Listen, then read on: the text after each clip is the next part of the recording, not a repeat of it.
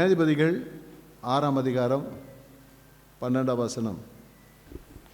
கர்த்தருடைய தூதனானவர் அவனுக்கு தரிசனமாகி, பராக்கிரமசாலியே, கர்த்தர் உன்னோடே இருக்கிறார் என்றார். கர்த்தர் உன்னுடனே இருக்கிறார். அல்லேலூயா! என்ன ஒரு அற்புதமான ஒரு வார்த்தை பாருங்க. கர்த்தர் உன்னுடனே இருக்கிறார். கர்த்தர் உன்னுடனே கூட இருக்கிறார். ரொம்ப அற்புதமான ஒரு வார்த்தை. இந்த இந்த வார்த்தைக்காக நாம் இயங்குகிறோம். கர்த்தர் என்னோடு இருக்க மாட்டாரா? நான் உன்னோடு இருக்கிறேன்னு சொல்ல மாட்டாரா? கர்த்தர் நம்மோடு இருப்பதை காட்டிலும் இந்த உலகத்தில் வேற பாக்கியம் ஒன்றுமே கிடையவே கிடையாது.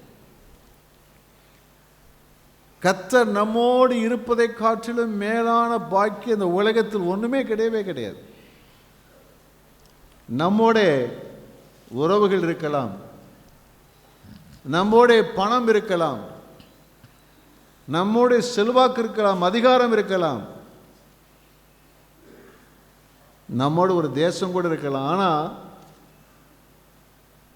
எவைகளுமே கர்த்தர் நம்மோடு இருப்பதற்கு நிகர் கிடையவே கிடையாது. ஆண்டு சோதரம் உண்டாவதா. அதை தாவீது நல்லா உணர்ந்திருந்தால், உம்மாலே நான், உம்மாலே நான், ஒரு சேனைக்குள் உம்மாலே நான். மோசே அதை உணர்ந்திருந்தார். உம்முடைய சமூகம் எனக்கு முன்பதாக செல்லவிட்டால் எங்களை இங்கிருந்து என்ன செய்யாதீங்க, புறப்பட பண்ணாதீங்க சொல்றார். எங்களுக்கு யாரு வேணும்? நீங்க வேணும் ஆண்டவரே, நீங்க வேணும், நீங்க எங்களோடு கூட இருக்கணும். நீங்க இருக்கீங்க, உண்மைதான். இன்றைக்கு கிரியை செய்றீங்க, உண்மைதான். அற்புதங்களை செய்றீங்க, அதிசயங்களை செய்கிறீங்க, எல்லாவற்றையும் ஆளுக செய்றீங்க, ஆனால் உண்மைதான். ஆனால் நீங்க என்னோடு கூட இருக்கணும். அதுதான் நம்முடைய வாழ்க்கையில் ரொம்ப முக்கியமானது. அந்த வாக்குத்தத்தத்தை கர்த்தர் இன்றைக்கு நமக்கு தர. கர்த்தர் உன்னோடு கூட இருக்கிறார். கர்த்தர் உன்னோடு கூட இருக்கிறார். அல்லேலூயா!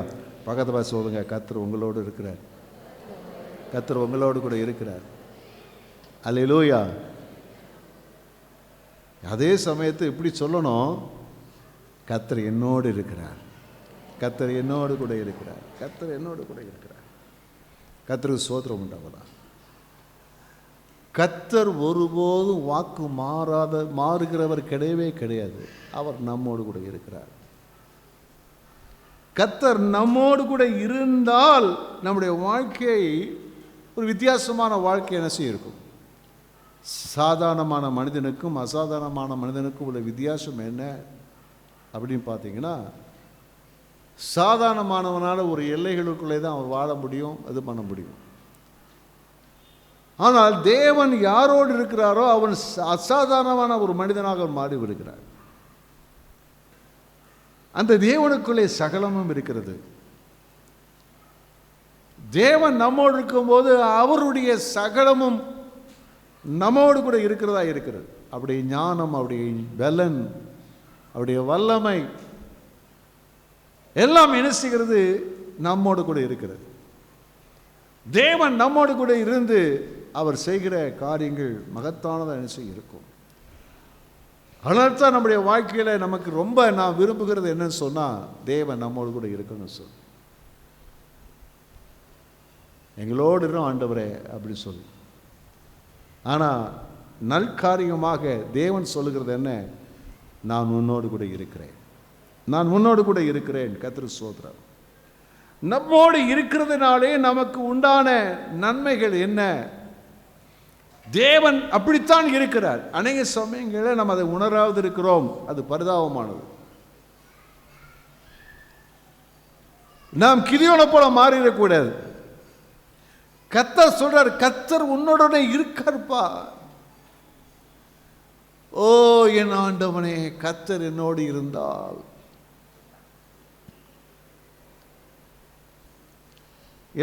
எனக்கு எப்போதுமே இந்த வயலின் வாசிக்கும் போது என்ன சொன்னால், அந்த காலங்களில் என்ன செய்வாங்கன்னா, ரேடியோவில் வயலின் சத்தம் கேட்கும். காலையில் வயலின் ஆரம்பிச்சிட்டான்னா என்ன அர்த்தம்னா, யாரோ தலைவர்கள் இறந்து போனார்கள் அப்போது அநேக சமயம் இந்த வயலினை தொட்டு வாசித்தாலே யாரோ செத்து போனாங்க, துக்கத்துக்கு சோகத்துக்கு வாசிக்கிறது. யாருக்கெல்லாம் நீங்கள் உங்களுக்கு தெரியாது? ஆமாம், எனக்கு வயசுக்கு அடுத்தவர்களுக்கெல்லாம் தெரியும். நடிச்சிட்டு கர்த்தருக்கு ஸ்தோத்திரம் உண்டாகுதா? என்னடா வயலின் வாசிக்கிற அப்படிம்பாங்க. வயலின் வாசிக்கிறது. சமீபத்தில் பார்த்தீங்கன்னா நம்முடைய பாடலில் ஒரு இன்டர்வியூ ஒன்று வாசிப்பாங்க. அதில் வாசிக்கிறதுல இந்த வயலின் வாசிச்சிருக்கிறான். என்ன உற்சாகமாக வாசிச்சிருக்கிறாங்க. எனக்கு இப்படிலாம் வாசிப்பான்னு தெரியாது. எப்பவுமே சோகக்கு தான் நினச்சி வரும். அது உற்சாகமாக வாசிச்சிருக்கிறாங்க. ரொம்ப நன்றாக என்ன செய்தது இருந்தது. இன்றைக்கி அநேக சமயங்கள் இந்த வயலின் போலவே நம்ம இருக்கிறோம். எப்படி? எப்போ பார்த்தாலும் கர்த்தர் எங்களோடு இருந்தார் இல்லையா? ரைம்ஸு அல்லேலூயா. அதை மாற்றி வாசிக்கணும். அந்த வயலின் எடுத்தாலே அந்த சோகத்துக்கு வாசிக்காம உற்சாகமாயும் அதை வாசிக்க முடியும். நம்முடைய வாழ்க்கையில் இது வரைக்கும் நீங்கள் சோகமாக தான் வாழ்ந்திருப்பீங்க. சோகமாக தான் உங்கள் வாசிப்பு இருந்திருக்கும். ஆனால் இனி சோக வாசிப்பு இருக்கக்கூடாது. இன்ஸ்ட்ருமெண்ட் நல்ல இன்ஸ்ட்ருமெண்ட். அதை எப்படி வச்சுக்கலாம்? சோகத்திற்கும் வாசிக்கலாம், சந்தோஷத்திற்கும் வாசிக்கலாம். ஆமீன் சொல்லுவோமா? அல்லேலூயா. கர்த்தருக்கு ஸ்தோத்திரம் உண்டாவதா. கர்த்தர் நம்மோடு கூட இருக்கிறார்.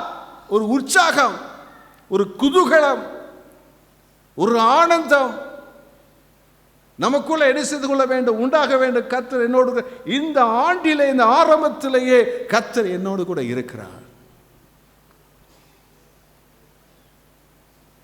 என்னோடு கூட இருக்கிறார். அதை உணர்ந்து கொள்வதற்கு தக்கதான பாக்கியத்தை தேவன் நமக்கு தருவாராக. நம்மோடு இருக்கிற தேவரை, நம்மோடு கூட இருக்கிறார் என்பதை உணர்ந்து கொள்ளக்கூடியதான அந்த ஞானத்தை, அந்த உணர்வை தேவன் நமக்கு தருவாராக. கர்த்தருக்கு ஸ்தோத்திரம் உண்டாகட்டும். தேவன் நம்மோடு கூட இருந்தால் என்ன நமக்கு கிடைக்கிறது? ஏசாயா 43ஆம் அதிகாரத்தில் எல்லாம் திருப்பிக் கொள்வோம். அதில் முதல் சில வசனங்களை வாசிக்கலாம். இப்போதும் யாக்கோபே, உன்னை சிருஷ்டித்தவரும் இஸ்ரவேலே, உன்னை உருவாக்கினவருமாகிய கர்த்தர் சொல்லுகிறதாவது, பயப்படாதே, உன்னை மீட்டு கொண்டேன், உன்னை பேர் சொல்லி அழைத்தேன், நீ என்னுடையவன். நீ தண்ணீர்களை கடக்கும்போது நான் உன்னோடு இருப்பேன், நீ ஆறுகளை கடக்கும்போது அவைகள் உன்மேல் புரளுவதில்லை. நீ அக்கினியில் நடக்கும்போது வேகாதிருப்பாய், அக்கினி ஜுவாலை உன் பேரில் பற்றாது. நான் இஸ்ரவேலின் பரிசுத்தரும் உன் இரட்சகருமாய் இருக்கிற உன் தேவனாகிய கர்த்தர் உன்னை அல்லேலூயா. கர்த்தருக்கு ஸ்தோத்திரம் உண்டாவதாக. ஆண்டவர் சொல்றாரு, அப்பா நான் உன்னோட தான் இருக்கிறேன். 5ஆம் வசனத்தில் பார்த்தீங்கன்னா, பயப்படாதே நான் உன்னோடே இருக்கிறேன். 1ஆம் வசனத்தில் பார்த்தீங்கன்னு சொன்னால், பயப்படாதே, உன்னை மீட்டு கொண்டே, உன்னை பேர் சொல்லி அழைத்து, நீ யார்? என்னுடையவன். நீ என்னுடையவன், நான் உன்னோடு கூட தான் என்ன செய்கிறேன்? நான் இருக்கிறேன்னு சொல்கிறேன். அப்போ உன்னோடு கூட இருக்கிறேன். இருக்கும்போது நீ தண்ணீரை கடக்கலாம், ஆறுகளை கடக்கலாம், அக்கினியில் நடப்பார். அக்கினியில் நடக்கலாம். திரளான வெள்ளங்கள் அதில் நீ என்ன செய்யலாம்? கடக்கலாம். ஆனால் அது உனக்கு சேதப்படுத்தாது, அது உன்னை அடிச்சிட்டு போகாது. அக்கினி வரலாம், ஆனால் அந்த அக்கினி உன்னை ஒன்றுமே செய்ய முடியாது. ஏன்னா நான் உன்னோடு கூட இருக்கிறேன், உன்னை பாதுகாக்கிற கர்த்தர் சொல்றாரு. அல்லேலூயா. கர்த்தர் ஸ்தோத்திரம் உண்டாவதா. அப்போ நம்முடைய வாழ்க்கையில பயங்கள் இருக்கக்கூடும். பயங்கள். இந்த ஆண்டிலே எனக்கு என்ன நடக்கும், ஏது நடக்கும், எப்படி இருக்கும்? அப்படி சொல்லு, பயப்படாதப்பா. அநேக விதமான காரியங்களை சொல்லலை. புதிய வருஷம் வந்துட்டாலே அநேகருக்கு தீர்க்க தரிசனம் நிறையா வரும். அமெரிக்காவில் எப்படி நடக்கும், இங்கிலாந்தில் அப்படி நடக்கும், ரஷ்யாவில் எப்படி நடக்கும் அப்படின்னு சொல்லிட்டு எல்லாம் சொல்லுவாங்க. அது என்னன்னு சொன்னால் அது ஒரு சீசன் ஆகிப்போச்சு எல்லாருக்குமே. இப்படிப்பட்ட தீர்க்க தரிசனங்களில் கண்டுலாம் நீங்கள் கலங்க வேண்டிய அவசியம் கிடையாது. என்ன நடந்தாலும் நடக்கலாம். ஆனால் ஆண்டவர் சொல்கிறார், நான் உன்னோடு கூட இருக்கிறேன், அவைகள் ஒன்றும் என்ன செய்யாது, உன்னை சேதப்படுத்தாது, நான் உன்னோடு கூட இருந்து உன்னை பாதுகாப்பேன். அல்லேலூயா, கர்த்தருக்கு ஸ்தோத்திரம் உண்டாவதாக. அக்கினியின் நடுவிலே சாத்ராக், மேசாக், ஆபேத் நேகோ போடப்பட்டது உண்மைதான். ஆனால் அதனுடைய அக்கினி ஜுவாலை அவர்களை ஒன்றும் சேதப்படுத்த முடியல. முடியை கூட என்ன செய்ய முடியல, சேதப்படுத்த முடியல. சின்ன வாசம் கூட இல்லை. ஏன்னா கர்த்தர் கூட இருந்து அவர்களை பாதுகாத்தார். அல்லேலூயா, கர்த்தருக்கு ஸ்தோத்திரம் உண்டாவது. பாதுகாப்பு, இன்னொன்று வெகுமதி. ஒன்று தேவன் நம்மோடு கூட இருந்து அவர் என்ன செய்கிறார், வெகுமதி கொடுக்கிறார். ஏன் பாதுகாக்கிறார்? ஏனென்றால் நீங்கள் கர்த்தருக்கு ஒரு பயனுள்ள ஒரு பாத்திரம். நீங்களும் நானும் இந்த உலகத்திலே கர்த்தருக்காக பயனுள்ள ஒரு பாத்திரமாக இருக்கிறோம். உலக மனிதர்கள் வாழுகிற வாழ்க்கைக்கும் தேவ மனிதர்கள் வாழுகிற வாழ்க்கைக்கும் பெரிய பெரிய வித்தியாசங்கள் இருக்கிறது. எல்லாரை போல தானப்பா சாப்பிட்றோம், எல்லாரை போல தானே தூங்குறோம், எல்லாரை போல தான் வேலை செய்கிறோம். ஆனால் அவருடைய உலகத்தில் அவர்கள் தங்களுக்கென்று வாழுகிறார்கள், தனக்கென்று வாழுகிறார்கள். ஆனால் ஒரு தேவ பிள்ளை அவர் கர்த்தருக்காக வாழுகிறார். அல்லேலூயா. நீங்களும் நானும் யாருக்காக வாழுகிறோம் என்றால் கர்த்தருக்காக வாழுகிறோம். ஆமென். அல்லேலூயா. என் ஜீவன் கர்த்தருக்காக, என் பலன் கர்த்தருக்காக, என்னுடைய கல்வி கர்த்தருக்காக, என்னுடைய ஐஸ்வர்யம் கர்த்தருக்காக, எல்லாம் எதுக்கு? கர்த்தருக்காக. என்னுடைய நேரங்கள் கர்த்தருக்காக, எல்லாம் கர்த்தருக்காக. அப்போ நாம விசேஷமானவர்கள், பயனுள்ளவர்கள். கர்த்தருடைய ராஜ்யத்திற்கு, தேவனுடைய திட்டங்களுக்கு நாம் பயனுள்ளவர்கள். ஆகையினாலே ஆண்டவர் நம்மோடு கூட இருக்கிறார், நாம் விசேஷமானவர்களை எண்ணுகிறார். 4 வசனத்தில் பாருங்க, நீ என் பார்வைக்கு அருமையானபடியினால் கனம் பெற்றாய். ஆண்டவர் சொல்ற, நீ என் பார்வைக்கு எப்படி இருக்கிறாய்? ரொம்ப அருமையா இருக்கப்பா. அல்லேலூயா. எங்க ஒரு அலையிலையும் சொல்லக்கூடாதா? ஆண்டவர் உங்களை பார்த்து, அவர் சர்வத்தையும் படைச்ச கர்த்தர் உங்களை பார்த்து சொல்றாரு, என் பார்வைக்கு ரொம்ப அருமையா இருக்கிற, ரொம்ப அழகா இருக்க, சிறப்பா இருக்க, மேன்மையா இருக்கிற அப்படின்னு சொல்லும்போது உள்ளத்தில் ஒரு பெரிய ஒரு குதூகலம் உண்டாக வேண்டாமா? அல்லேலூயா. பக்கத்தில் சொல்லுங்க, நீங்க ஆண்டவருடைய பார்வைக்கு ரொம்ப ரொம்ப ரொம்ப ரொம்ப ரொம்ப அருமையானவங்க, ரொம்ப அருமையானவங்க, ரொம்ப அருமையானவங்க. நம்ம எப்போ பார்த்தாலும் யார் பேச்சை கேட்குறோம் தெரியுமா? பிசாசு பேச்சை கேட்குறோம். நம்ம தெரிந்தோ தெரியாமல், அறிந்தோ அறியாமல் அவன் பேச்சை கேட்குறோம். ஆனால் கர்த்தர் என்ன சொல்கிறான்னா, என் பார்வைக்கு நீ அருமையானவன், அருமையானவன். ஏன்னா என்னால் படைக்கப்பட்டவன், என்னாலே சுத்திகரிக்கப்பட்டவன், மீட்கப்பட்டவன். எனக்காக நீ வாழுகிறபடினாலே நீ யாராய் இருக்கிறாய்? எனக்கு என் பார்வைக்கு ரொம்ப அருமையானவன். ஆகினால் நீ உன்னை நான் கனம் பண்ணினேன், கனம் பெற்றாய், கனம் பெற்றாய், கனம் பண்ணினேன். எப்படி உன்னை கனம் பண்ணுகிறேன், எப்படி உன்னை கனம் பண்ணுகிறேன் சொல்லி ஆண்டவர் சொல்றார் பாருங்க.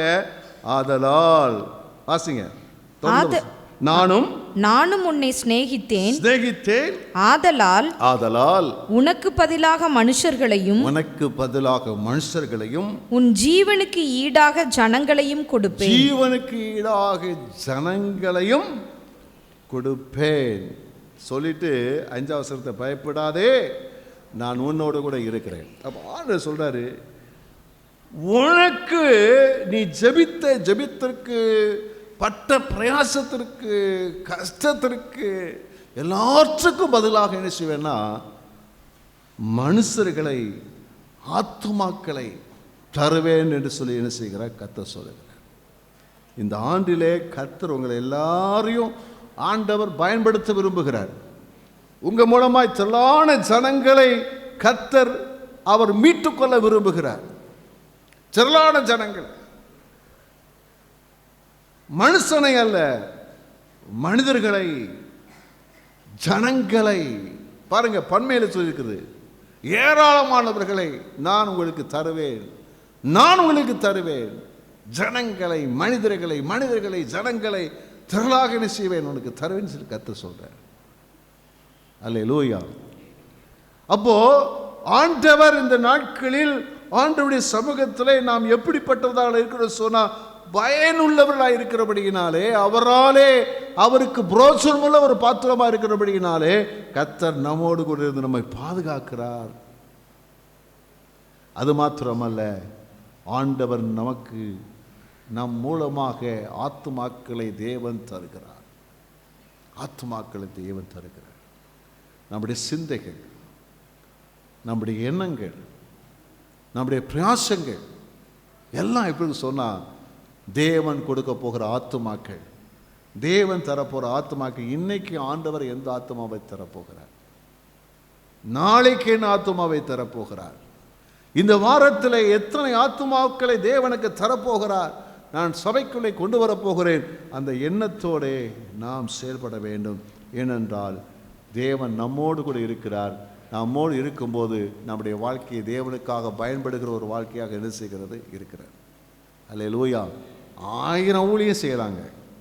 பக்கத்தில் சொல்லுங்க, 1000 ஊழியம் செய்யலாங்க. ஆனால் ஆத்துமாதாய ஊழியத்துக்கு ஈடு ஒன்றுமே கிடையாது. தெரியுமா உங்களுக்கு? ஆத்தும ஆதாய ஊழியத்துக்கு ஈடு ஒன்றுமே கிடையாது. நீங்கள் நல்லா பாடிடலாம், நல்ல மியூசிக் வாசிடலாம், அல்லது பல காரியங்களை செய்யலாம், பிரசங்கம் கூட நல்லா பண்ணிடலாம். ஆனால் ஒரு ஆத்துமாவை ஆதாயம் பண்ணும்போது இருக்கிற சந்தோஷம் இருக்குத, கோடி ரூபாய் கொடுத்தாலும் கிடைக்காது. இதில் விளங்கி கொள்ளணும் எது விசேஷமானதுன்னு சொல்லி. அப்போ ஆண்டவர் அதைத்தான் நமக்கு வாக்குத்தத்தமாய் தருகிறார். இந்த வருஷத்தின் ஆரம்பத்தில் வாக்குத்தம் பண்ணுறாரு, உன்னோடு கூட நான் இருக்கிறேன், ஏன்னா நீ எனக்குள்ள ஒரு பயனுள்ள பாத்திரமா இந்த வருஷத்தில் வாழ போற. அல்லேலூயா. இந்த வருஷத்தின் ஆரம்பத்திலேயே கர்த்தர் நம்மை பயனுள்ள ஒரு பாத்திரமாக, ஆத்துமாக்களை ஆதாயம் செய்ய போகிற ஒரு பாத்திரமாக கர்த்தர் பயன்படுத்த விரும்புகிறார். அதை செய்ய போகிறார்.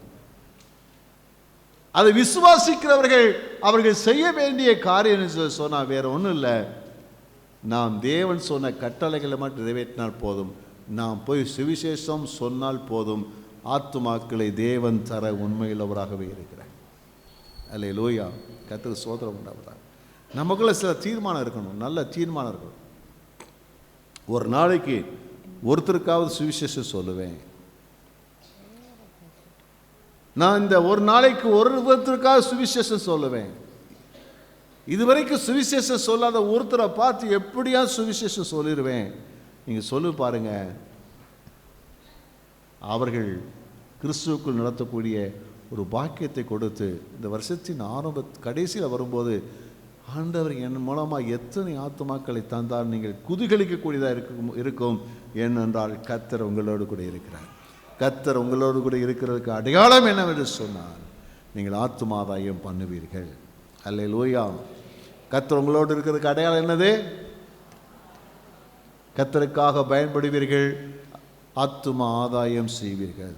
அல்லேலூயா. கர்த்தருடைய நாம் மகிமைப்படுவதா. அடுத்தபடியாக கர்த்தர் நம்மோடு இருந்தால் நமக்கு கிடைக்கிற பாக்கியம் என்ன, மேன்மை என்ன? 2 சாமுவேல் 5ஆம் அதிகாரம் 10வது வசனம். தாவீது நாளுக்கு நாள் விருத்தியடைந்தான், சேனைகளின் தேவனாகிய கர்த்தர் அவனோட கூட இருந்தார். கர்த்தர் அவனோடு கூட இருந்தார். தாவீது நாளுக்கு நாள் விருத்தி அடைந்தார். விருத்தி அடைகிற அல்லது வெற்றியுள்ள ஒரு வாழ்க்கை அவருடைய வாழ்க்கையில் என்ன செய்தது இருந்தது. கர்த்தர் ஒருவோடு கூட இருந்தால் அவர் பயனுள்ள வாழ்க்கை வாழுகிறது மாத்திரமல்ல, அவர் எப்படி இருக்கிறாராம், ஒரு வெற்றியுள்ள ஒரு வாழ்க்கை வாழ்வதற்கு கர்த்தர் கிருபை செய்கிறார். கூட இருந்து ஒரு வெற்றியை தேவன் தருகிறார். தாவீது நாளுக்கு நாள் விருத்தி அடைந்தான் அப்படின்னு பார்க்கும்போது, நான் அதை இன்னொரு மொழிபெயர்ப்பில் பார்க்கும்போது அதில் எப்படி போகிறதுன்னா, சீரும் சிறப்பும் பெற்றார். விருத்தி அடைந்தார் என்ற வார்த்தைக்கு என்ன போட்டுக்குன்னு சொன்னா, சீரும் சிறப்பும் பெற்றார். அப்போ சீரும் சிறப்பும் உள்ள ஒரு வாழ்க்கை வாழுதல். தாவீது நாளுக்கு நாள் சீரும் சிறப்பும் பெற்று அவர் உயர்ந்து கொண்டே இருக்கிறார். கர்த்தருக்கு ஸ்தோத்திரம் உண்டாவதாக. தேவன் நம்மோடு கூட இருந்து நம்மை அப்படித்தான் சீரும் சிறப்பும் உள்ளவர்களாக வாழ செய்கிறவராக இருக்கிறார். கர்த்தருக்கு ஸ்தோத்திரம் உண்டாவதாக. நீங்கள் நல்லா பார்த்துருப்பீங்க, வேதத்தில் வாசிக்கும்போது தாவீதுடைய வாழ்க்கை எப்படி ஆரம்பித்தது தெரியுமா உங்களுக்கு? எப்படி ஆரம்பித்தது?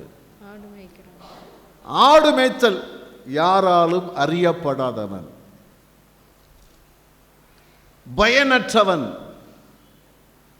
என்ற நிலைகளிலே எல்லாரும் மிலிட்டரியில் ஆபீசரா இருக்கிறாங்க. அவருடைய சகோதரர்கள் எல்லாம் மிலிட்டரியில் ஆபீசரா இருக்கிறாங்க. ஆனால் இவன் மாத்திரம் என்ன செய்யறான் பாருங்க, ஆடுகளை மேய்த்துட்டு இருக்கிறான். ஆண்டவர் தாவீதை அபிஷேகம் பண்ணும்படி சாமுவேலை அனுப்பும் போது உன்னுடைய பிள்ளைகளை எல்லாம் கொண்டு வர சொல்லும் போது எல்லா பிள்ளைகளும் வந்துட்டாங்க, தாவீது மட்டும் வரல. ஏன் வரல? அவர் ஒரு பொருட்டாவே எண்ணல, அவர் ஒரு பொருட்டாக எண்ணப்படவில்லை.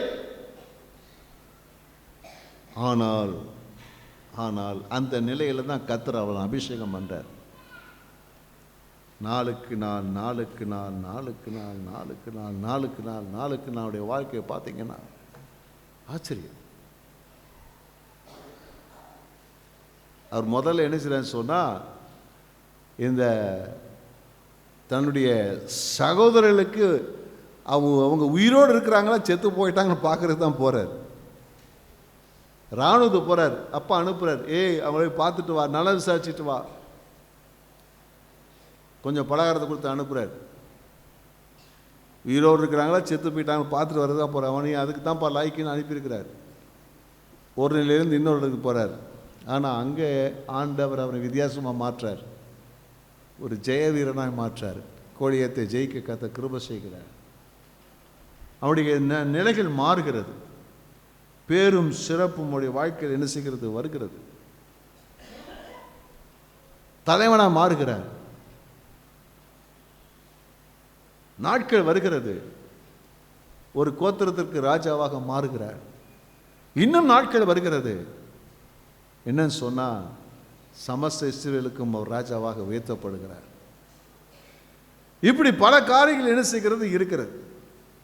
ஆனால் அவருடைய வாழ்க்கையில பார்த்தீங்கன்னு சொன்னா எல்லா நிலைகளிலும் நீங்க பார்த்தீங்கன்னா ரொம்ப வித்தியாசமா இருக்குது. நம்முடைய வாழ்க்கையில எந்தெந்த பகுதிகளிலெல்லாம் வெற்றி தேவையோ அந்தந்த பகுதிகளிலெல்லாம் தாவீதுடைய வாழ்க்கையில வெற்றி இருந்தது. உங்க வாழ்க்கையில வெற்றின்னு சொன்னா எது வெற்றின்னு நினைப்பீங்க? உங்க வாழ்க்கையில வெற்றி நினைச்சா எது நினைப்பீங்க? உங்க வாழ்க்கையில வெற்றின்றா எதுதான் வெற்றி நினைப்பீங்க? படிக்கிற மாணவர்கள் அவங்க நினைப்பாங்க 100க்கு 100 மார்க் வாங்கினோம்னா வெற்றி. படித்து முடித்தவன் நினைப்பான் வேலை கிடைச்சா வெற்றி. தொழில் செய்கிறவங்க நினைப்பாங்க பிஸ்னஸில் நல்ல லாபம் வந்தால் வெற்றி. இல்லையா? இதெல்லாம் வெற்றி நம்ம நினைக்கிறோம். நம்முடைய எல்லைகள் இப்படி இருக்குது. ஆனால் மிக அருமையான நிலைகளில் நம்முடைய வாழ்க்கையில் வெற்றி பெற வேண்டிய பகுதிகள் இருக்குது. அந்த பகுதிகளிலெல்லாம் ஒரு அருமையாக வெற்றி பெற்று வந்தார். சீரு சிறப்புமாக அவருடைய வாழ்க்கையில் சேர்ந்தது இருந்தது. என்னன்னு சொன்னா பாருங்க, ஆச்சரியப்படக்கூடிய நிலையிலே தாவீதுடைய வாழ்க்கை பார்க்கலாம். 2 சாமுவேல் 5ஆம் அதிகாரம் 22 முதல் 24 வசனங்கள். பெலிஸ்தர் திரும்பவும் வந்து ரெப்பாயும் பள்ளத்தாக்கிலே இறங்கினார்கள். தாவீது கர்த்தரிடத்தில் விசாரித்ததற்கு அவர், நீ நேராய் போகாமல் அவர்களுக்கு பின்னாலே சுற்றி முசுக்கட்டை செடிகளுக்கு எதிரே இருந்து அவர்கள் மேல் பாய்ந்து முசுக்கட்டை செடிகளின் நுனிகளிலே செல்லுகிற இரைச்சலை நீ கேட்கும்போது சீக்கிரமாய் எழும்பிப்போ, அப்பொழுது பெலிஸ்தரின் பாளையத்தை முறியடிக்க கர்த்தர் உனக்கு முன்பாக புறப்பட்டிருப்பார் என்றார். அல்லேலூயா. யோசிக்கிறீர்கள் என்ன பாஸ்டர் சொல்ல போறார்? சிம்பிளான காரியம்தான். பிரச்சனை ஆண்டவர்கிட்ட கேட்குறாரு, ஆண்டவர் சொல்கிறாரு, இவர் செய்கிறாரு, வெற்றி பெறாரு. ரொம்ப சிம்பிள். தேவனுக்கும் அவருக்கும் இடையிலே உண்டான உறவை பார்த்தீங்கன்னா நண்பர்கள் பேசுகிற மாதிரி பேசுகிறாங்க. நண்பர்கள் பேசுகிறாங்க, ஆண்டவரே பெலிஸ்தேர்னா பிடிக்கலாமா, இதில் போகலாமா, போப்பா நான் முன்னாடி போகிறேன், ஒரு இரைச்சல் சத்தம் கேட்கும், நான் முன்னாடி போயிட்டேன்னு நீ அறிஞ்சிக்கோ, போ, உனக்கு வெற்றி உண்டான்னு சொல்கிறாரு. இப்படி ஒவ்வொரு இடங்களையும் நீங்கள் பார்த்தீங்க சொன்னால் தேவனால் நடத்தப்படுகிற ஒரு அற்புதமான ஒரு அனுபவம், தேவன்கிட்ட ஆலோசனை கேட்டு நடக்கிற ஒரு அனுபவம். இது சாதாரணமாக அல்ல, தேவனுக்கும் அவருக்கும் இருக்கக்கூடிய பெரிய அற்புதமான உறவு. இந்த உலகத்தில் நமக்கு இருக்கக்கூடிய மேலான காரியம் சொன்ன அந்த உறவு ரொம்ப முக்கியமானது. உங்களுக்கும் எனக்கும் கிடைப்பதற்கு மிக அவசியமான ஒன்று என்ன சொன்னால் தேவனுக்கும் நமக்கும் இடையில் இருக்கக்கூடிய உறவு. இதில் நான் நினைக்கிறேன் இந்த தாவீது 100க்கு 200 மார்க் வாங்கியிருக்கார். 100க்கு அப்படி வாங்கியிருக்கிறார். தேவனோட உறவை பாதிக்கிற எந்த ஒரு காரியத்தை செய்யாதபடி ஜெபம் பண்ணுதல், ஆராதித்தல், உபவாசம் பண்ணுதல், வேதத்தை தியானித்தல் என்று சொல்லி இவைகள் மூலமாக தேவனோட உறவை எப்பொழுதும் வைத்துக் கொண்டிருக்கிறார். ஆவிக்குரிய வாழ்க்கையிலே வெற்றி பெற்ற ஒரு மனுஷன். நீங்களும் நானும் வெற்றி பெற வேண்டிய பகுதி என்னவென்று சொன்னால் தேவனோடு இருக்க வேண்டிய உறவு. இது ஆண்டவர் நமக்கு தருவார். நீங்கள் வாஞ்சித்தீங்கன்னா ஆண்டவர் தருவார். ஆண்டவரே, கடந்த ஆண்டுகளை காட்டிலும் இந்த ஆண்டு தேவனோட உறவு, தேவனோட உறவு, தேவனோட உறவு, தேவனோட உறவு. நீங்கள் பேசுகிறது நான் கேட்கணும், நான் பேசுகிறேன் நீங்கள் கேட்கணும். ஹல்லேலூயா, ஹல்லேலூயா. நீங்கள் நானும் ஒன்றா சஞ்சரிக்கணும். ஆண்டவரே, நீங்கள் நேரத்தை செலவு பண்ணுங்க. கடந்த காலங்களில் ஜெபிக்க முடியாத நிலை இருக்கலாம், ஆனால் இந்த நாட்களில் ஜெபிக்க கத்து நமக்கு அபிஷேகத்தை தருவார். ஜெப வேலைகள் இன்பமாக இருக்க கத்த கிருபை தருவார். வேத வசன தியானங்கள் நமக்கு மதுரமாக இருக்க ஆண்டவர் உதவி செய்வார். அவர் நான் பக்கத்தில் இருக்கிறது நீங்கள் பார்ப்பீங்க. அல்லேலூயா, கர்த்தர் ஸ்தோத்திரம்.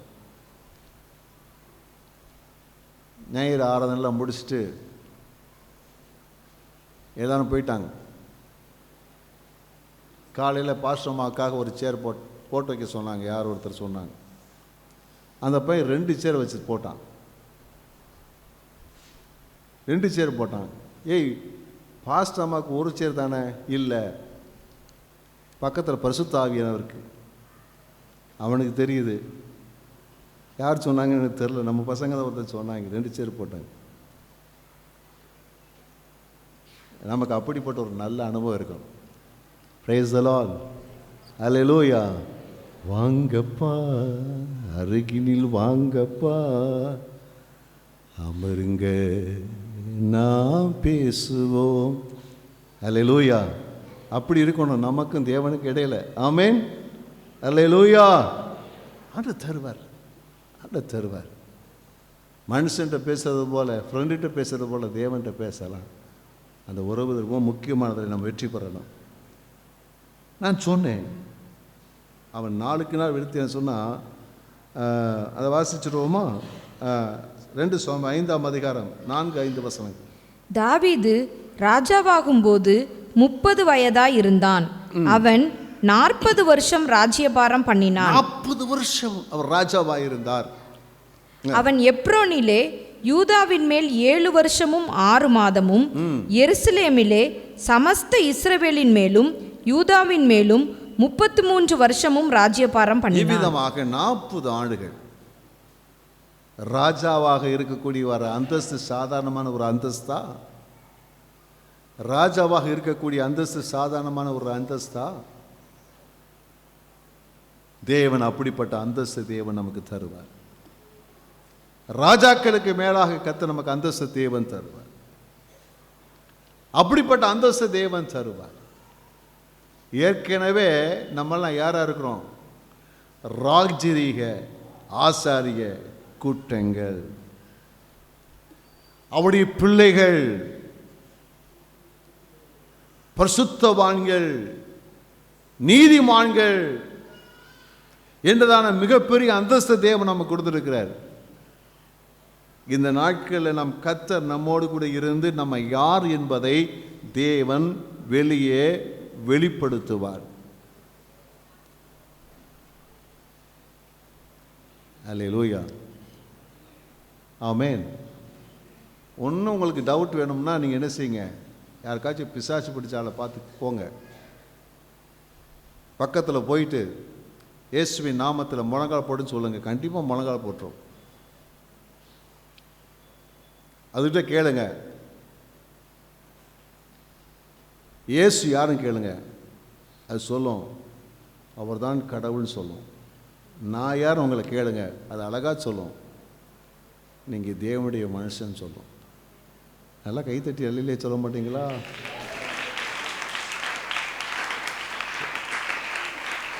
வேற என்ன வேணும் நமக்கு? அல்லேலூயா. பிசாசே நம்மளை பார்த்து இது தேவனுடைய மனுஷன் சொல்றது, இதுதான் நம்முடைய அந்தஸ்து. தேவன் நம்மகிட்ட இருக்கும்போது நம்ம அந்தஸ்தை மாறிடும். தேவன் நம்மோடு கூட இருக்கும்போது தேவனோட உறவு மாறிடும். தேவன் நம்மோடு இருக்கும்போது நம்முடைய அந்தஸ்தே மாறிடும். பிசாசே நம்மளை கண்டு அப்படி மரியாதை கொடுக்குறான்னா உலகத்தில் மற்றவங்க மரியாதை கொடுப்பாங்களா? கொடுக்க மாட்டாங்க. கர்த்தர் உயர்த்துவார். அல்லேலூயா, அல்லேலூயா. கர்த்தர் செய்ய உண்மையுள்ளவராய் இருக்கிறார். அப்போஸ்தலர் 13:22 வாசி. பின்பு அவர் அவனை தள்ளி தாவீதை அவர்களுக்கு ராஜாவாக ஏற்படுத்தி, ஈசாயின் குமாரனாகிய தாவீதை என் இருதயத்துக்கு ஏற்றவனாக கண்டேன், எனக்கு சித்தமானவைகளை எல்லாம் அவன் செய்வான் என்று அவனை குறித்து சாட்சியும் கொடுத்தார். ஒரு சர்டிபிகேட் கொடுக்கிறார். எப்படி சர்டிபிகேட் கொடுக்கிறார் பாருங்க. ஒருத்தரை குறித்து ஒரு சர்டிபிகேட் கொடுக்கிறாரு. அவன் சரியில்லைப்பா, அவனை தள்ளிட்டேன். ஆனால் தாவீது எப்படி தெரியுமா? இருதயத்திற்கு ஏற்றவர், எனக்கு சித்தமானதையெல்லாம் செய்வான். அல்லேலூயா. கர்த்தருக்கு ஸ்தோத்திரம் உண்டாவதாக.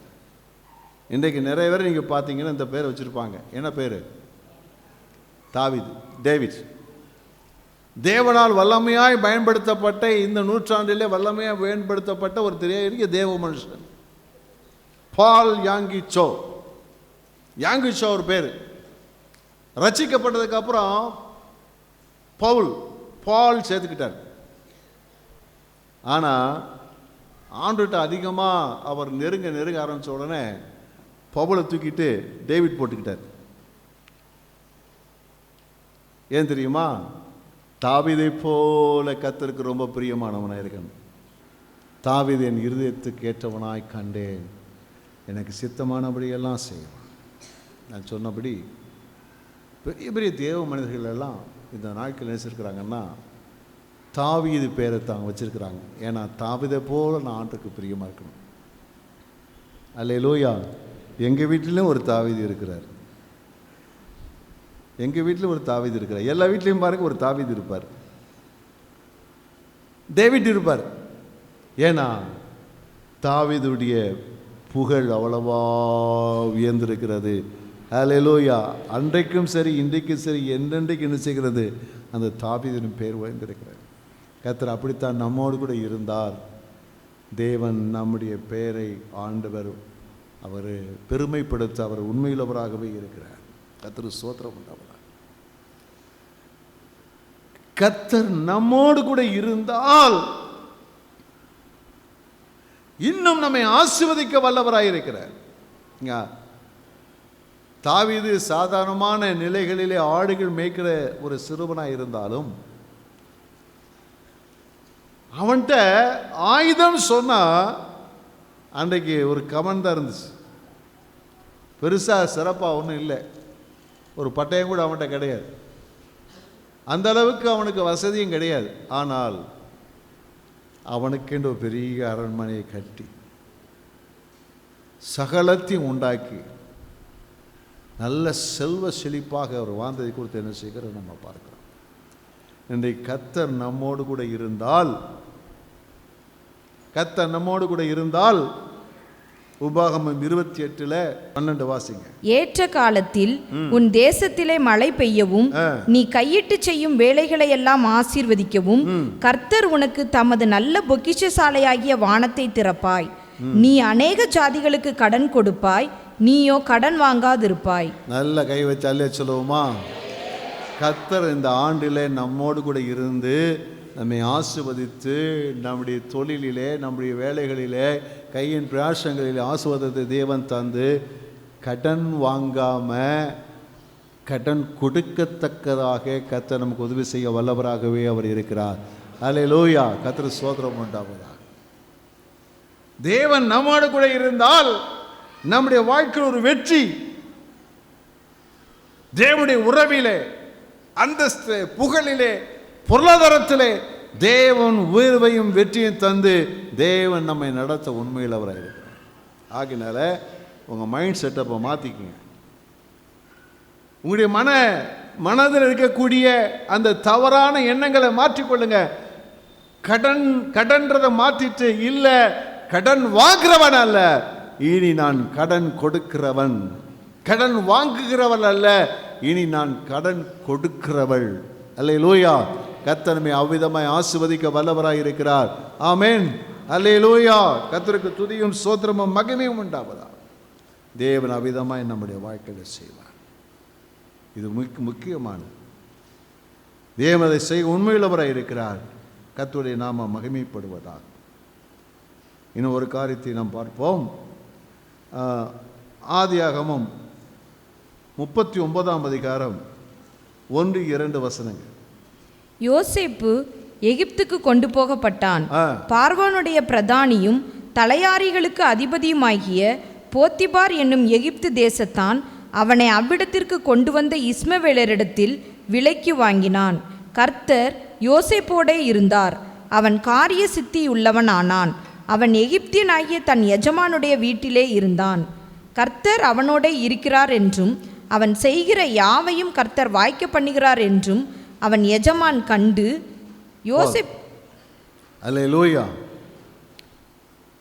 யோசேப்போடு கர்த்தர் இருந்தார். காரிய சித்தி உள்ளவனாய் இருந்தார். யோசேப்போடு கர்த்தர் இருந்தார். அவன் காரிய சித்தி உள்ளவனாய் இருந்தான். ஆனா அதே சமயத்தில் இன்னொரு காரியத்திலையும் அவன் ஆசீர்வதிக்கப்பட்டவனாய் இருந்தான். என்னன்னு பார்த்தீங்கன்னா 9 இந்த வீட்டிலே என்னிலும் பெரியவன் இல்லை, நீ அவருடைய மனைவியாய் இருக்கிறபடியால் உன்னை தவிர வேறொன்றையும் அவர் எனக்கு விலக்கி வைக்கவில்லை. இப்படி இருக்க நான் இத்தனை பெரிய பொல்லாங்குக்கு உடன்பட்டு தேவனுக்கு விரோதமாய் பாவம் செய்வது எப்படி என்றான். ஒரு அல்லேலூயா சொல்லுவோமா? இந்த பகுதியை பார்த்தீங்கன்னு சொன்னால் கர்த்தருக்காக வாழ்கிற ஒரு வாழ்க்கையில் இன்னொரு பகுதி இருக்கிறது. நம்மை பரிசுத்தவான்களாக காத்துக்கொள்ளுதல், நம்மை பரிசுத்தவான்களாக பரிசுத்த வாழ்க்கைகளாக காத்துக்கொள்ளக்கூடிய ஒரு பகுதி இருக்கிறது. தேவன் தாவீதோடு கூட இருக்கிறார். அவனை ஒரு இடத்திற்கு நேராக உயர்த்தி கொண்டிருக்கிறார். ஒரு நோக்கம், தேவ திட்டம் இருக்கிறது. அவன் எந்த ஸ்தானத்துக்கு வந்து அநேகரை போஷிக்கிற ஒரு மேய்ப்பனாக விளங்க வேண்டும் என்ற நிலைகளிலே தேவன் அவரை உயர்த்துவதற்காக ஆண்டவன் எகிப்து தேசத்துக்கு கொண்டு வந்திருக்கிறார். அவனோடு கூட இருந்து காரிய சித்தி எதை செய்தாலும் அவன் வெற்றி பெறத்தக்கதாக அதெல்லாம் கர்த்தர் வாய்க்க பண்ணினார். ஆனால் அந்த நிலையில் பார்த்தீங்கன்னு சொன்னால் அந்த இடத்திற்கு போகக்கூடாதபடி அங்கே அவனை தடுத்து நிறுத்துவதற்கு ஒரு அரண் போடும்படியாக, ஒரு தடுப்பணை போடும்படியாக அங்கே ஒரு சூழ்நிலை வருகிறது. அவன் தவறு செய்யக்கூடிய, பாவம் செய்யக்கூடிய ஒரு சூழ்நிலை வருகிறது. பாவம் செய்யக்கூடிய ஒரு சூழ்நிலை வருகிறது. இப்போ கேள்வி என்ன கேள்வின்னு சொன்னால், இந்த இடத்திலே அவன் தவறு செய்தால் யாருக்கும் தெரியாது. ஒருவேளை அவன் அந்த தவறு செய்திருந்தால் அந்த வீட்டில் இன்னும் சிறப்பாக இருக்கக்கூடிய வாய்ப்புகள் இருக்கும், அவனுக்கு கிடைத்திருக்கும். ஆனால் அவனுக்குள்ளே மிகுந்த கவனம் என்னன்னா, எந்த விதத்திலும் தன்னுடைய வாழ்க்கையிலே தேவனுக்கு பிரியமில்லாத காரியத்தை செய்துவிடக்கூடாது என்பதில் அவன் கவனமாக இருந்தான். அந்த கவனத்தை கர்த்தர் கனம் பண்ணினார். அவன் ஜெயிக்கக்கூடிய ஒரு சூழ்நிலை உண்டு பண்ணி கொடுத்தார். ஆகினாலே ஏதோ ஒரு வஸ்திரத்தின் ஒரு பகுதியை இழந்தான ஒழிய மானத்தை இழங்காமல், மரியாதை இழக்காமல், பசுத்தத்தை இழக்காமல் தன்னை காத்து கொண்டார். அல்லேலூயா, கர்த்தருக்கு ஸ்தோத்திரம் உண்டாவதாக. அப்போ நம்முடைய வாழ்க்கையில் கர்த்தர் நம்மோடு கூட இருந்தால் நாம் எப்படி வாழ முடியும் என்றால் பரிசுத்தமாய் வாழ முடியும். அல்லேலூயா. நம்ம சுற்றி என்ன இருக்குது? பாவம். நம்மை சுற்றி பாவம், நம்மை சுற்றி மேகம், நம்மை சுற்றி பாவம் நிறைய இருக்குது. எங்க பார்த்தாலும் பாவம் இருக்குது. யோசிப்பிட்டு அந்த பாவம் பக்கத்திலே இருந்தது. ஆனால் எப்படி பவுல் அங்கே அவனுடைய கையில் ஒரு சின்ன பாம்பு அவனுடைய கையை கவின போது உதறி போட்டு விட்டு அவன் சேதமடையாது இருந்தானோ, அதே போல இந்த யோசிப்பு உதறி போட்டு விட்டு தன்னை சுத்தவனாக காத்து கொண்டான். நம்முடைய வாழ்க்கையில் அதைத்தான் தேவன் நம்முடைய வாழ்க்கையில் செய்கிற.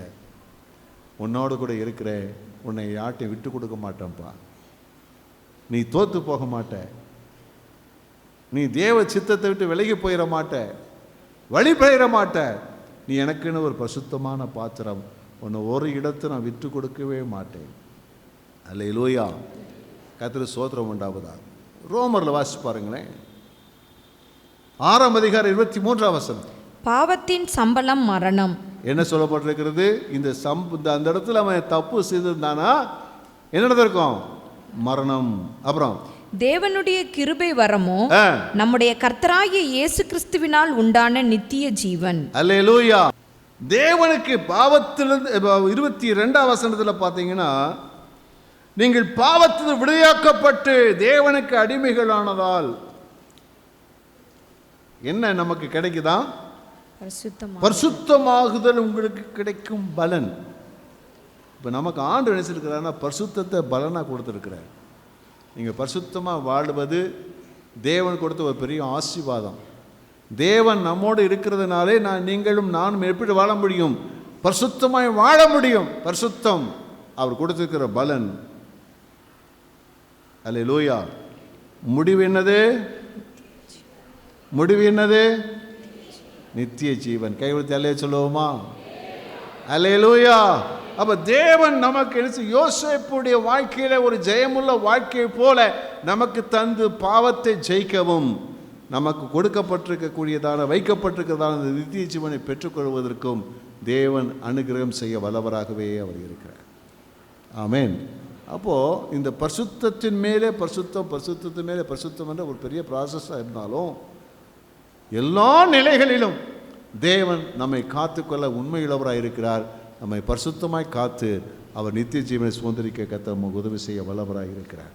ஆமென். அல்லேலூயா. கர்த்தருக்கு துதியும் ஸ்தோத்திரமும் மகிமையும் உண்டாவதாக. 3 காரியத்தை நான் சொன்னேன். 1, கர்த்தர் நம்மோடு இருந்தால் அவருக்காக பயனுள்ள ஒரு வாழ்க்கை வாழ முடியும். ஆத்துமாதாய ஊழியர்கள் நம்ம செய்ய முடியும். 2வது, வெற்றியுள்ள ஒரு வாழ்க்கையை வாழ முடியும். கர்த்தருக்கு ஸ்தோத்திரம் உண்டாவதாக. 3வது, ஒரு நீதியுள்ள ஒரு வாழ்க்கை வாழ முடியும். இதை நம்ம மறக்கக்கூடாது. இந்த வருஷத்தின் ஆரம்பத்தில் கர்த்தர் உங்களோடு கூட இருக்கிறார் என்பதை உணர்ந்து கொள்ளுங்கள். உங்களுக்கு சொந்தமானது என்னென்னா ஒரு பயனுள்ள வாழ்க்கை, ஒரு பயனுள்ள வாழ்க்கை, வெற்றியுள்ள வாழ்க்கை, நீதியுள்ள வாழ்க்கை. அல்லேலூயா. எல்லாம் சொல்லுவோமா? பயனுள்ள வாழ்க்கை, வெற்றியுள்ள வாழ்க்கை, நீதியுள்ள வாழ்க்கை. சத்தம் வர மாட்டேங்குதே. நீதியுள்ள வாழ்க்கை, நீதியுள்ள வாழ்க்கை. அல்லேலூயா. இது யாருக்கு சொந்தம்? நமக்கு சொந்தம். எதனால? கர்த்தர் நம்மோடு கூட இருக்கிறார். அல்லேலூயா. கர்த்தர் நம்மோடு கூட இருக்கிறதுனால இந்த 3 ஆசீர்வாதங்களும் நமக்கு சொந்தமாக இருக்கிறது. இந்த 3 மேன்மைகள் நமக்கு சொந்தமாக இருக்கிறது. அல்லேலூயா. ஆக உங்கள் மூலமாக ஆத்துமாக்கள் ஆதாயம் பண்ண முடியும். கர்த்தர் உங்களை ஆத்துமாக்களை ஆதாயம் பண்ண பயன்படுத்த போகிறார். கல்லூரியில் படிக்கிற பிள்ளைகள், பள்ளியில் படிக்கிற பிள்ளைகள், வேலை செய்கிற பிள்ளைகள், ஒவ்வொருவரையும் கர்த்தர் இந்த நாட்களை பயன்படுத்துவார். எல்லாரையும் பயன்படுத்துவார். உங்கள் மூலமாக ஆத்துமாக்கள் நிறைய ரட்சிக்கப்பட்ட சபைக்குள்ளே வருவாங்க. அல்லேலூயா. கர்த்தருக்கு ஸ்தோத்திரம். கர்த்தர் உங்களை சும்மா விட மாட்டார். அதை செய்கிறதுனால உங்கள் வாழ்க்கையில் எல்லா பொதுகளிலும் கர்த்தர் உங்களுக்கு வெற்றியை தருவார். தேவனோடு உள்ள உறவு, அந்தஸ்து, புகழ், ஆசீர்வாதம், எல்லா நிலைகளிலும் தேவன் உங்களை ஆசீர்வதிக்க வல்லவராய் இருப்பார். எல்லாவற்றுக்கும் மேலாக ஒரு நீதியுள்ள வாழ்க்கையை வாழ கர்த்தர் இந்த ஆண்டில் உங்களுக்கு உதவி செய்ய வல்லவராய் இருக்கிறார். அல்லேலூயா. பயனுள்ள வாழ்க்கை, வெற்றியுள்ள வாழ்க்கை, நீதியுள்ள வாழ்க்கை. பயனுள்ள வாழ்க்கை, வெற்றியுள்ள வாழ்க்கை, நீதியுள்ள வாழ்க்கை எல்லாம் எழுதி நாம் ஜெபிக்க போகிறோம். Glory to Father. Shanmaradala ragamana shadaradiyantara ragava. Glory to God. இயேசு உங்களோடு கூட இருக்கிறார். இயேசு என்னோடு கூட இருக்கிறார். கர்த்தர் உங்களுடனே, கர்த்தர் உங்களுடனே, கர்த்தர் என்னுடனே. நாம் ஒவ்வொருவரோடும் கர்த்தர் கூட இருக்கிறார். நான் உன்னை விட்டு விலகுவதும் இல்லை, உன்னை கைவிடுவதும் இல்லை. அவரே ஞானத்தின் ஊற்று, அவரே ஐஸ்வர்யத்தின் ஊற்று, அவரே எல்லாவற்றுக்கும் காரணம் அவர்தான். அவர் நம்மோடு கூட இருக்கும்போது நம்முடைய வாழ்க்கையே மாற்றம்தான். Glory to God. விசுவாசித்தவர்களே பாக்கியவதி, விசுவாசித்தவர்களே பாக்கியவான்கள், விசுவாசித்தவர்களே பாக்கியவான்கள். நம்ம எல்லாம் விசுவாசிப்போம். ஆண்டவர் இந்த ஆண்டு எனக்கு நல்ல பயனுள்ள வாழ்க்கையை தரப்போகிறார். ஹல்லேலூயா. கர்த்தர் இந்த ஆண்டில் எனக்கு வெற்றியுள்ள ஒரு வாழ்க்கையை தேவன் தரப்போகிறார். இந்த ஆண்டில் எனக்கு ஒரு நீதியுள்ள ஒரு பரிசுத்தமான வாழ்க்கையை தேவன் தரப்போகிறார். ஹல்லேலூயா. கடந்த காலத்தை போல அல்ல, இந்த நாட்களில் நான் வித்தியாசமாக எல்லாம் மாறப்போகிறது. ஏனென்றால் கர்த்தர் என்னுடனே இருக்கிறார். கர்த்தர் என்னுடனே கூட இருக்கிறார். கர்த்தர் என்னுடனே கூட இருக்கிறார். நம்மோடு கூட இருக்கிற தேவனுக்கு எல்லாம் உற்சாகமாக ஸ்தோத்திரம் பண்ணி அவரை எல்லாம் மகிமைப்படுத்துவோம். ஹல்லேலூயா, ஹல்லேலூயா, ஹல்லேலூயா, ஹல்லேலூயா, ஹல்லேலூயா. நீதியின் கரத்தினால் தாங்கி நடத்துவார். நீதியின் கரத்தினால் தாங்கி நடத்துவார். கர்த்தரே என்பரே எதற்குமே அஞ்சிரே. கொடுக்கும் தேவனுக்கு கோடி கோடி ஸ்தோத்திரம். வாழ்வழிக்கும் இயேசு ராஜாவுக்கு ஸ்தோத்திரம். ஜெயம் கொடுக்கும் கோடி கோடி ஸ்தோத்திரம். வாழ்வழிக்கும் இயேசு ராஜாவுக்கு வல்லாலெல்லாம் ஸ்தோத்திரம். நல்ல கர்த்தரை ஸ்தோத்திரம் பண்ணுவோம். அல்லேலூயா, அல்லேலூயா, அல்லேலூயா, அல்லேலூயா. பயனுள்ள வாழ்க்கை, வெற்றியுள்ள வாழ்க்கை, நீதியுள்ள வாழ்க்கை. பிதாவே, எங்களுக்கு இவைகளை சொந்தமாக்கி தந்திருக்காய் ஸ்தோத்திரம். எந்த நாட்களை காட்டிலும் இந்த நாட்களில் கர்த்தராகிய இயேசு கிறிஸ்து எங்களோடு கூட இருக்கிறதை நீங்கள் விளங்க பண்ணுறதுக்காய் ஸ்தோத்திரம். கர்த்தர் எங்களோடு கூட இருந்து எங்களை இவ்விதமாய் எங்களை நடத்த போவதற்காக ஸ்தோத்திரம். நம்முடைய பிள்ளைகள் அப்படி நடக்க உதவி செய்யுங்க, அப்படி நடக்க உதவி செய்யுங்க, அப்படி நடக்க உதவி செய்யுங்க ஆண்டவரே. கர்த்தருடைய கரம் எல்லார் மேல் இருக்கட்டும். கர்த்தருடைய கரம் எல்லார் மேல் இருக்கட்டும். ஆண்டவரே, தேவனுடைய வார்த்தை எந்நேரம் தியானித்து ஆண்டவரே இந்த வார்த்தையை கர்த்தாவே தனக்கு சொந்தமாக்கி அதனால் ஆசீர்வதிக்கப்பட கர்த்தர் உங்களுடைய பிள்ளைகளுக்கு கிருபைதாங்க. உங்களுடைய இரத்தத்துக்குள்ளே ஆண்டவரே இந்த வசனங்களையும் உங்களுடைய ஜனங்களும் அர்ப்பணிக்கிறோம். கர்த்தர் காத்துக்கொள்ளுங்க, ஆசீர்வதிங்க. எல்லா துதி ஸ்தோத்திரமும் செலுத்துகிறோம் இரட்சகர் இயேசுவின் நாமத்தில் நல்ல பிதாவே, ஆமென்.